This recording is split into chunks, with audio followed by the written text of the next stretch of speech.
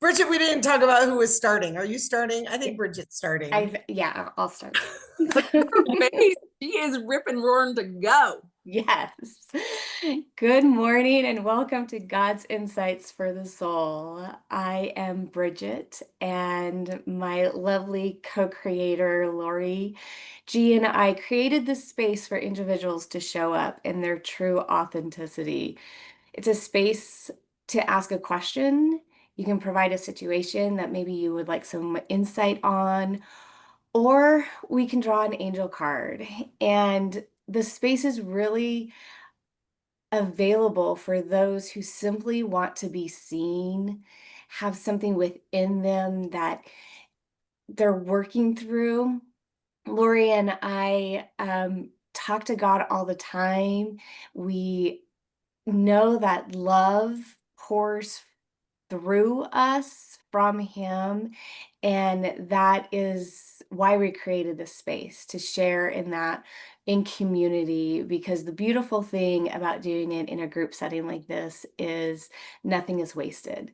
So whether you're the one asking the question or you're joining us live listening, or if you're tuning in at a later date, if you're hearing the words coming out of our mouth, there is something in the message for you. So tap into what that means for you in this moment and just feel into that and see how the universe, how love is speaking to you. So, Lori G, anything else? No, I say let's get started. Let's get started. I feel like Shelly should start us off today. Okay, I'm gonna light my Palo Santo then. What are you lighting? It's a tree bark. Palo Santo. I bought some of that recently. That's why I know. I just bought some when I was in Michigan. You're all learned. I'm gonna say a card. Okay, would you like deck A, Z, or 2? Totally Z. Totally. Okay. Okay. You picked my little baby deck, so I for sure got to get the glasses out.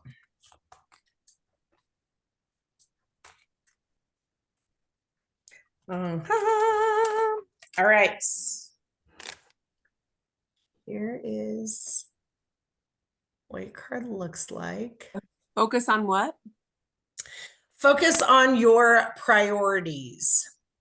Can you show it to me one more time? Because my face was on the. It's halfway in the screen. Oh, thank you. Thank you. Okay. When you put your focus, where you put your focus is where you receive your outcome.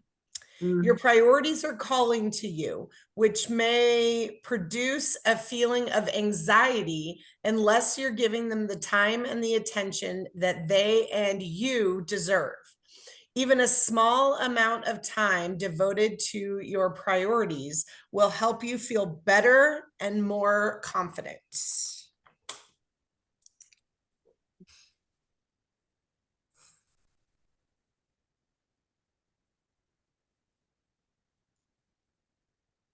I have a request. Okay. Please read it one more time and a little bit slower from my brain. Okay. When you put your where you put your focus, I don't know why I want to say when there. Where you put your focus is where you receive your outcome. Your priorities are calling to you, which may produce a feeling of anxiety unless you give them the time and the attention that they and you deserve. Even a small amount of time devoted to your priorities will help you feel better and more confident.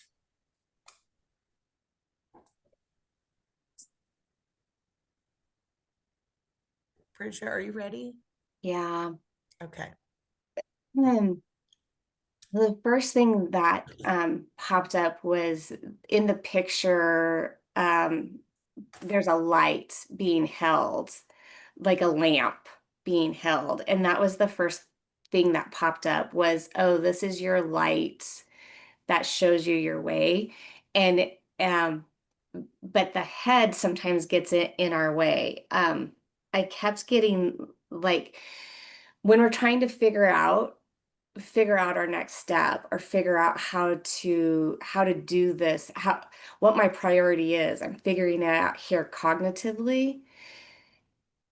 And what I feel like you're being called to do is slow down and allow each moment. Do I want to go walk barefoot in the grass? Or because there's things that we need to do. Often we have a job, we have responsibilities, things that we need to do.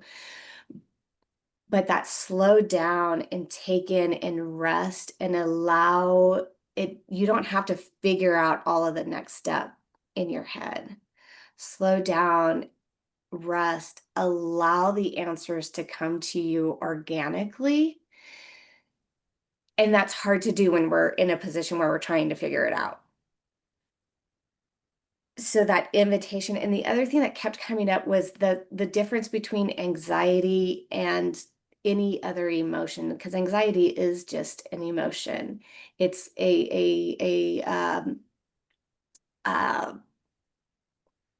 trigger is coming up, but that's not the right word. It's the indicator of where you are. It's the indicator of getting it right or wrong. And I think that plays a lot into this in the mind piece, trying to figure it out, what is my priority? Because if there's a right or a wrong, then I get anxious about it. If there's no right or wrong, and I take a pause, I take a deep breath, I walk on the grass barefoot, and then whatever pops, do that. I don't have to figure out what that priority is and then get it right and then effort. When I feel that indicator, that anxiety, that's a cue to take a break. Thank you. Yeah. So if you live in America these days,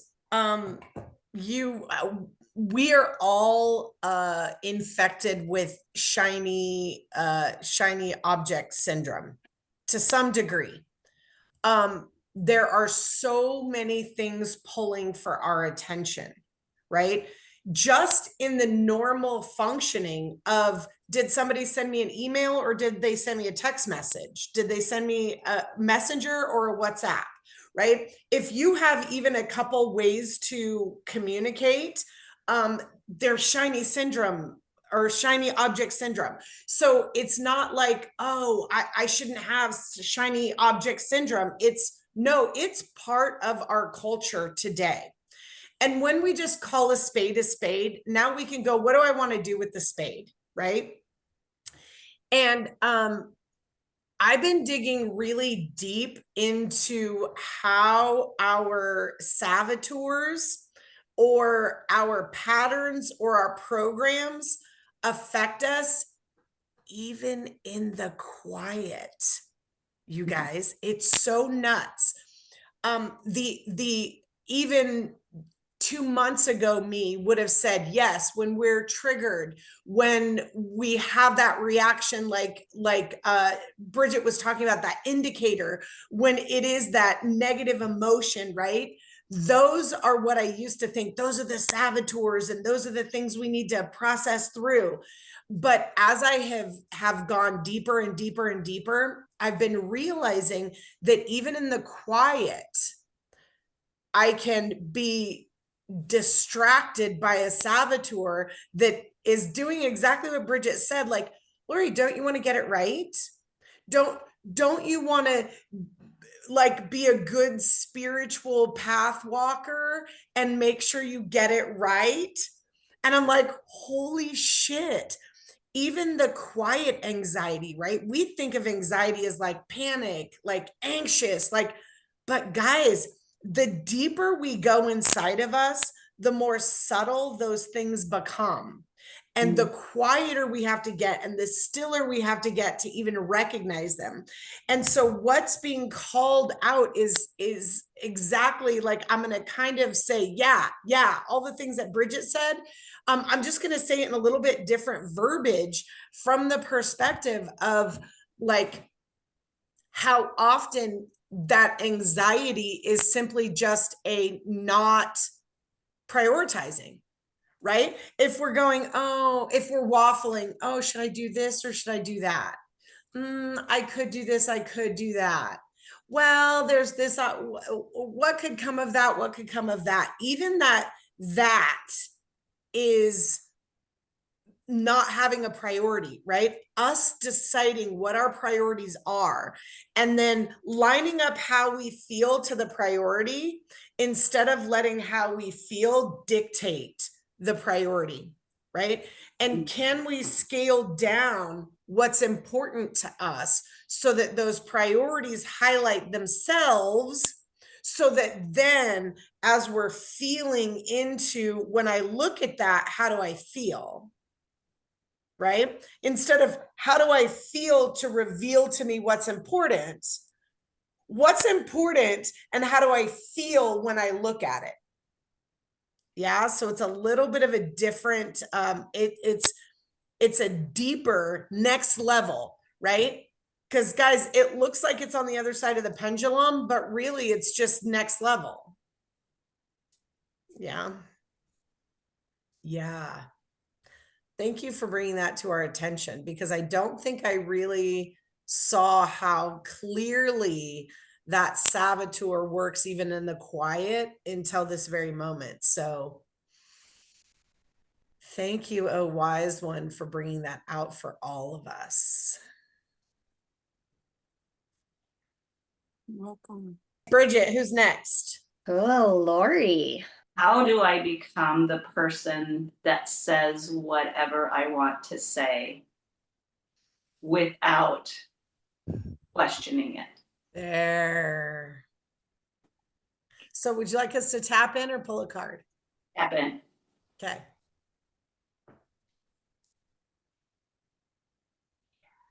Do you guys feel like even the expansiveness of just asking the question that way? Do you guys feel the openness, the curiosity, the allowance for actually a response?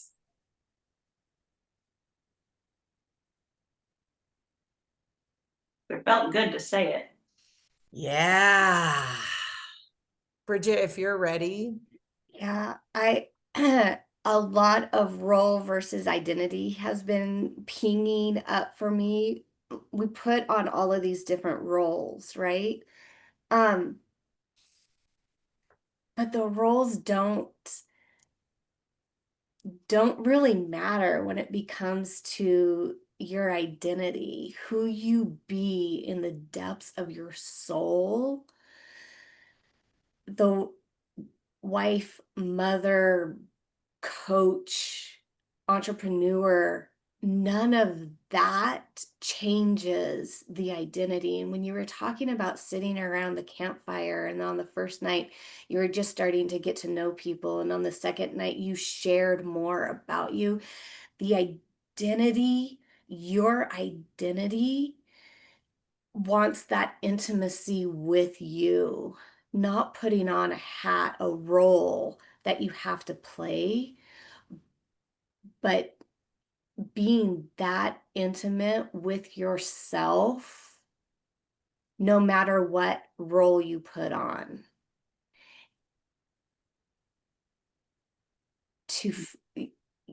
That was what was first really like this. It doesn't matter.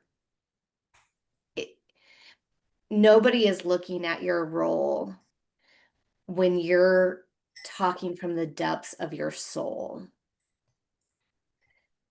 When you're talking from the depths of your soul and love is what springs forward. When you're trying to get it right or trying to be in a role, that's when that questioning can come up. There is a verse in the Bible, I think it's in Jeremiah. I just read it yesterday. And it says, there's that saying, seek and ye shall find. But the deeper part of that in this verse is seek with your whole heart, and you will see with your whole heart. But because we're humans, we have a cognitive brain that's trying to figure it out. We have eyes that see versus a heart that sees. That role even sometimes of being a human, and yes, all of that is valuable, and there's experiences and all of that, but there's an intimacy within yourself that doesn't even care about what role you're playing. Mhm. Yeah. So I want you guys to look at these two cards. And this is going to be A, and this is going to be B. Okay. And I just want you to think about A or B, and which one do you like better?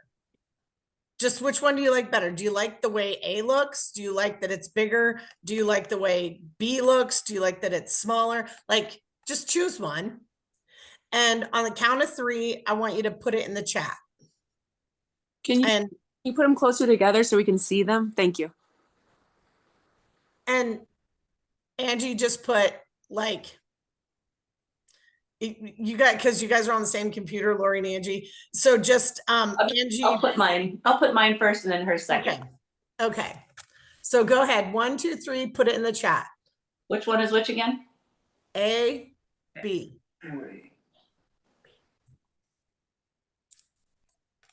Where's my I don't have it. Oh, there it is. We're tied. There we go. Okay. So the number one role that we will always try to play, because it is our identity, is right standing. I am already in right standing. My identity is already in right standing. So when I show up in the world, I want to harmonize with my with my identity. I want my role to match my identity. Okay. So the very first thing I will always ever do is desire to line up with right. Guess what? If I go, hi, this is my role that I'm playing. This is my identity. This is like, hey, guys, do you like me? Do you like me? Guess what?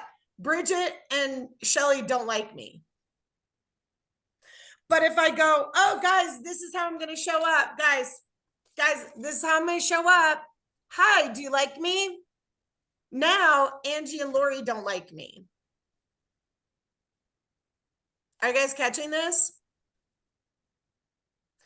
If you liking me has to do with what's going on externally, I'm always focusing on externally. Do I do this card or this card? Do I show up this way or this way? Do I say this or that? Which one do I present so that this group of people will like me? Guess what? Half the time, I'll always be wrong. Guess what? I am fucked before I even open my mouth. Do you guys get this? Which is why when I reel it back in, because what was really cool, Lori, is you said, how do I become the person who speaks from their heart? Well, then now let's bring what came up on Shelly's card, bring that in as a priority. Right now, and guys, all of us, somewhere to some degree, in some facet, we're all doing this because none of us are walking on water yet, right?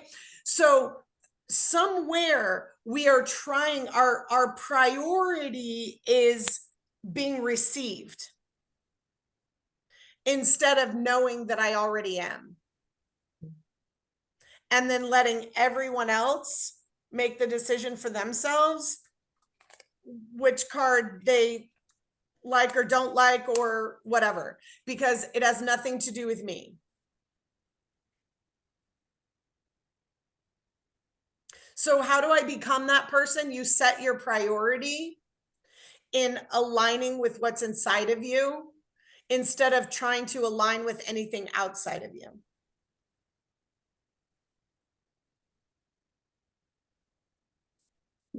So good. So good. Me too, guys. Me too. Like, this is why Bridget and I do this, because we gain every single time we do this. I'm like, yes, I needed to hear that today. All right, Angie, you're up. Mine's on the same topic, only different, but it's still the same. Mine is really, I have a book coming out in November, and so I've never done that before. It's the first time I've ever done that.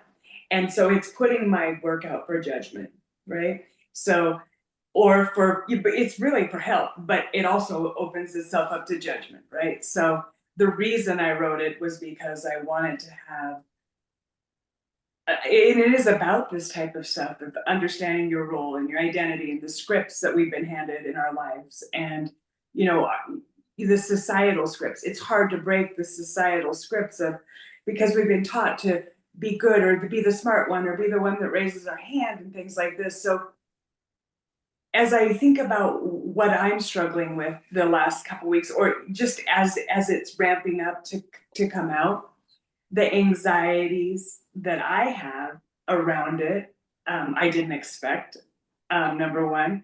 And number two, they really do kind of come back down to the same thing. I already am enough. I don't need external validation. I'm living in my values. I'm doing what I know is, and I'm sharing my story. And I know there will be people who don't like some of the things that I say, but I still get the right. And there's, like you said, I'm fucked either way. and so I needed to hear that, because I don't know a lot of people who have walked in the same path, like that have done a book before. So I'm trying to talk to people who are like, because I don't know what I don't know. And so as the anxieties come, I've just been letting it wash over me and, you know, be like, it'll be what it'll be. I don't control the outcome. I don't control the outcome. I'm putting my work out into the world and I don't control the outcome. So I guess with that, I'm open to hearing what you have to say, and an angel card. What do you prefer? Because But there's the how do I, if you're going to ask a question, what? No, Lori, that was just for you. Yeah. Mind your own. All right. Angie, do you want a card or do you want us to just tap in? I'm wanting a card. Okay. Would you like, hold on, let me move where my cards are. Would you like deck 1, 2, or 3? 2. All right. And that was kind of cool because, oh, yes, yes. Okay, wait to hear what already came up in relationship to this card. Okay, so here's your card, first of all. Law of attraction. Okay, law of attraction. Each thought is an investment that pays immediate dividends. So invest wisely. You have the power to choose your thoughts and align them with love, peace, and harmony. At your request, we will gladly attune your energies to higher frequencies. So here's what came up just when you were talking, because I love how this always comes back to exactly what we were talking about with Shelley, because we're going to come around back to what we already said, which is so cool. Okay. And when it's our situation, we're in the story, so we don't see it as clearly as we see it for somebody who's not in the story. Okay. And so, first of all, the story is in our body. The story isn't actually in our head. The story's in our body. Okay. That's why we get stuck, because it's in our body. So I just want to say, when you were in kindergarten, you went to kindergarten and learned kindergarten things. And it was like, this is so hard. But by the end of kindergarten, you're like, this isn't that hard. And then you went to first grade, you're like, it's so hard. But by the end of first grade, it wasn't hard. And then you went to second grade, this is so hard, right? Yet you basically learn to read and write and do math over and over and over in a different way, right? Because then the reading was about a subject instead of just reading. The math had to do with Jimmy's eggs and not just 2 + 2, right? All we did was take a foundation and continue to grow on it. So the fact that you're like, I'm in this place that I didn't expect to feel the way that I'm feeling as this book comes out. Well, guess what? Because you didn't get to that grade yet.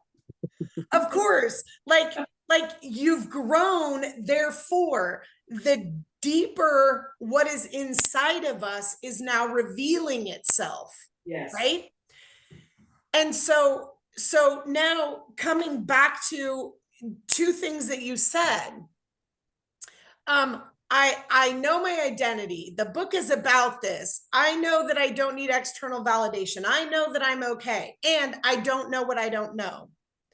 And now, guys, if we don't realize that we use the same word for two totally different realities, we will stay stuck.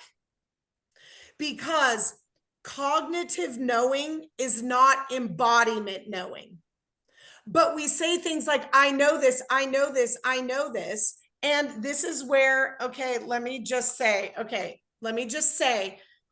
yes, and yes, this is true. And because it's not our cognitive thoughts. Well, let me rephrase.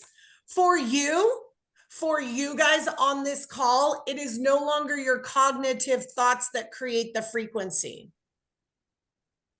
It's your subconscious thoughts. Where are your subconscious thoughts? In your body, in your nervous system, right? So I can know a cognitive thought like, I don't need external validation. But guess what? Your nervous system does not know that yet.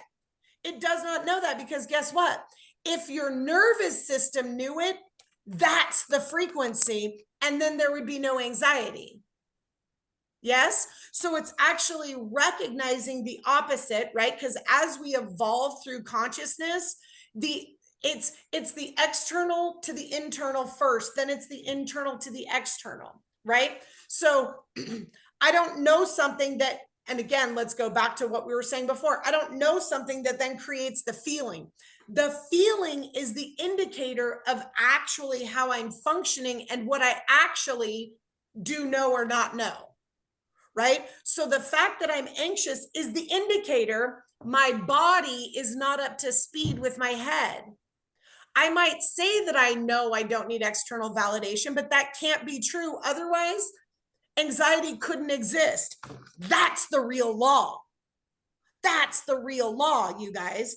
It's an indicator of really the distance between what my cognitive is aware of, because I really can't know anything in my head, and what my body actually knows based on who I am being. And now going, okay, I am aware that I don't need external validation, but I don't know that yet. And when we tell the whole truth, because if I keep saying, I know I don't need external validation, it actually creates a greater chasm between the solution and my assertion that I know. So it's causing a greater chasm.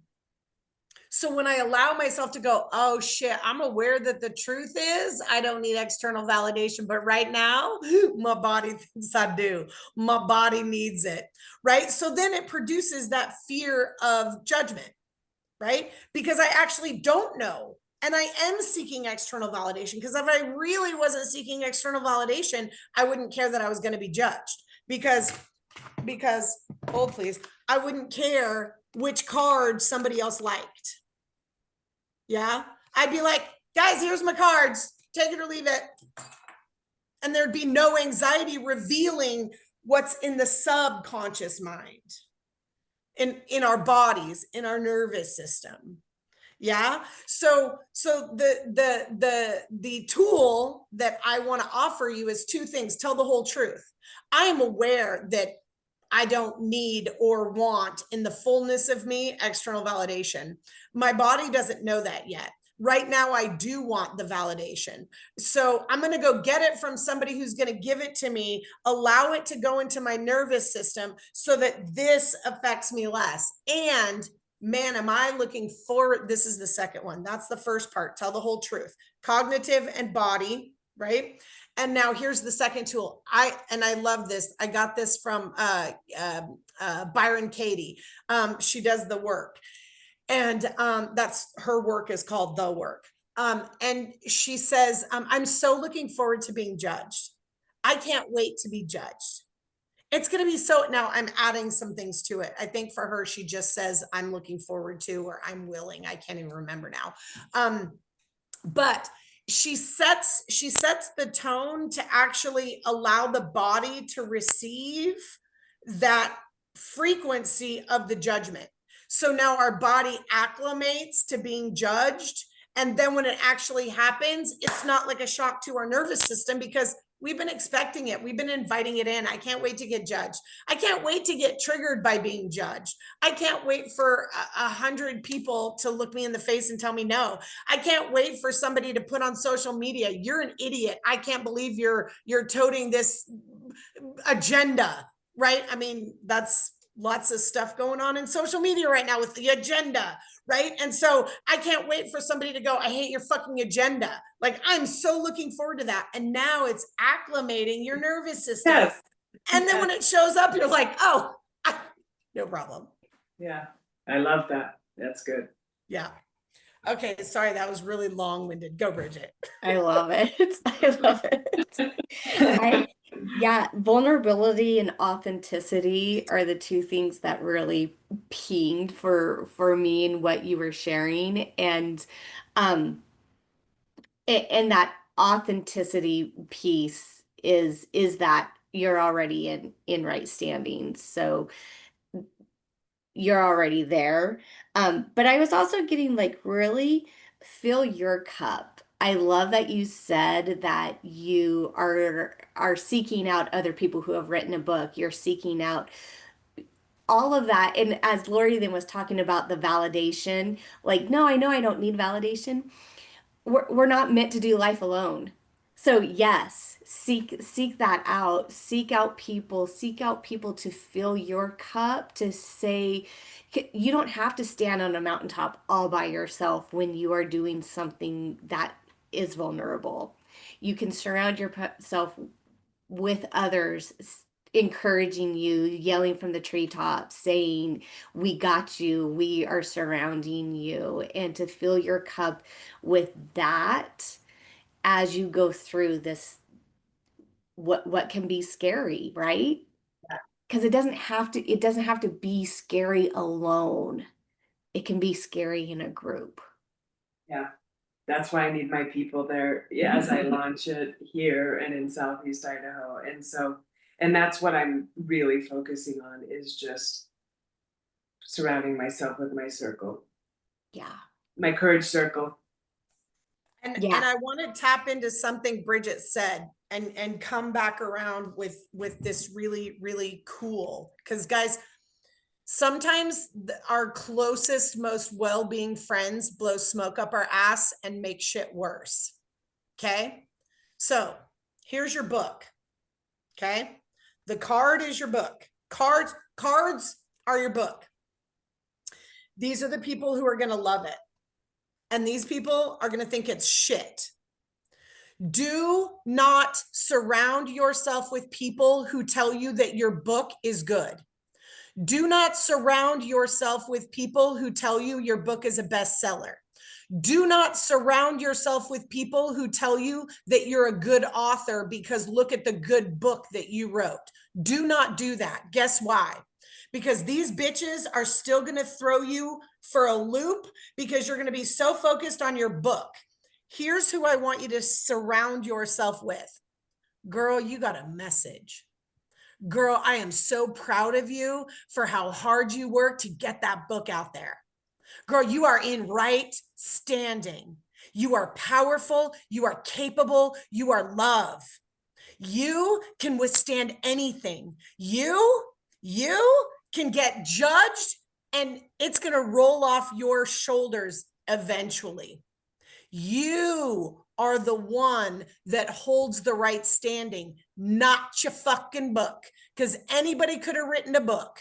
Like, this is where, if we make this special, the validation blows smoke up our ass, and this gets worse because we're creating that deeper chasm instead of taking the book out of the picture and focusing on who you are.